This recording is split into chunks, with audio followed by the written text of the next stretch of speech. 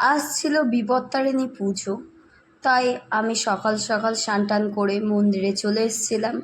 আর এসে দেখলাম ঠাকুরমশাই মাকে সাজাচ্ছে কত সুন্দর করে, মা চেরি কাপড় টাপড় পরিয়ে দিচ্ছে, খুব সুন্দর করে সাজিয়ে দিচ্ছে। তাই কিছুটা দাঁড়িয়ে দাঁড়িয়ে মার সাজগোজ দেখছিলাম। দেখার পরে আমি বাড়িতে চলে এসেছিলাম।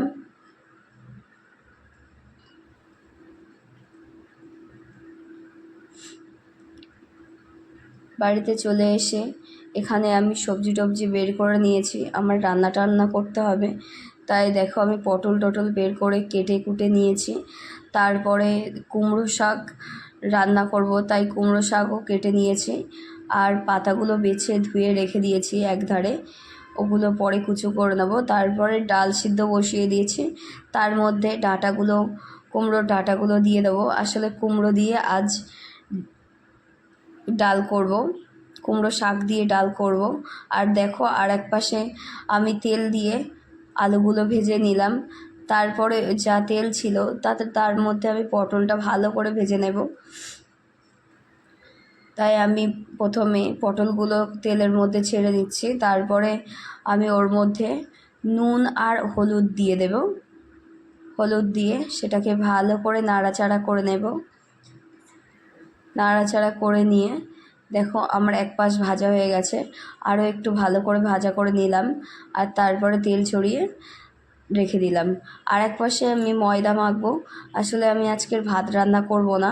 আর এই যে পটলের জন্য মশলা বানিয়ে রেখেছিলাম, আদা জিরে টিরে পেস্ট করে রেখেছিলাম, সেটা আমি তেলের মধ্যে ফোড়ন দিয়ে ছেড়ে দিয়েছি। এখন সেটাকে কষানো হবে। আর সেটা কষানো হয়ে গেলে, আর এই পাশে দেখো আমার আটাটা মাখা হয়ে গেছে, এখন আমি ওইটা দিয়ে লুচি করব পরে। এখন মাখিয়ে রেখে দিলাম। আর এদিকে আমার পটল কষানো হয়ে যাচ্ছে। পটল আলু মশলাটা তেল ছেড়ে দিয়েছে, তাই পটল আলু দিয়ে তার আরেকটু কষিয়ে জল দিয়ে দিয়েছি। এখন ওটা ফুটতে থাক, ততক্ষণে এই পাশে দেখো আমার ডাল আর ডাঁটা সিদ্ধ হয়ে গেছে। আর এই যে পাতাতে জল ঝরিয়ে রেখে দিয়েছিলাম, আর সেটাকে আমি কুচি করে নিয়েছি। এখন এইটা আমি ডালের মধ্যে দিয়ে দেবো, যাতে শাকগুলো ভালো করে সিদ্ধ হয়ে যায়। আর এই পাশে দেখো আমার পটলের তরকারি প্রায় হয়ে এসছে, আর আলুটা একটু শক্ত আছে। আমি দেখছিলাম আলুটা আর একটু শক্ত আছে, তাই চাপা দিয়ে আর কিছুক্ষণ পটলটা রান্না করব। আর এই পাশে ডালটা দেখো, শাকটা সিদ্ধ হয়ে গেছে, আর একটু বাকি আছে।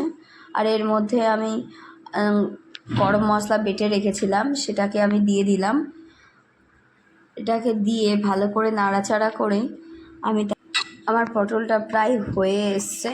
এখন আমি এই পটলটা একটা জায়গায় ঢেলে রাখবো, কারণ আমার পটলের তরকারি রান্না হয়ে গেছে। এই যে ঢেলে নিয়েছি। এখন আমি ওই কড়াইতে ফোড়ন দিয়ে ডাল বসিয়ে দিয়েছিলাম।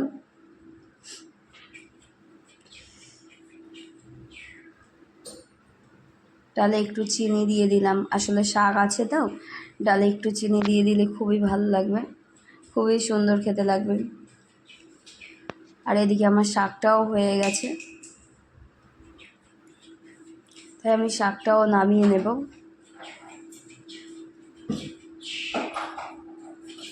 দেখো আমার শাকটা কেমন হয়েছে কমেন্টে অবশ্যই জানাবেন। তারপরে আমি এই যে দুধ বসিয়ে নিয়েছিলাম, দুধটা ফুটছে। আর এক পাশে আমি চিনির রস ফুটিয়ে নিচ্ছি, এটা আমি জিলিপি বানাবো। আর জিলিপি বানানোটা দেখালাম না, এই যে আমার জিলিপি রেডি। আর লুচিগুলো আমি করে নিয়েছি, সেটাও আমি দেখাতে পারলাম না। তারপরে আমি সন্ধ্যার সময় চলে এসেছিলাম বড় দেবতার পুজো, আর যেহেতু আজ শনিবার, তাই বড় দেবতার পুজোতে চলে এসেছিলাম। আর এখানে এসে আজকের ভিডিও এই পর্যন্ত। আবার আসছি পরের ভিডিও নিয়ে। আর এই ভিডিওটা তোমাদের কাছে কেমন লেগেছে অবশ্যই কমেন্টে জানাবেন।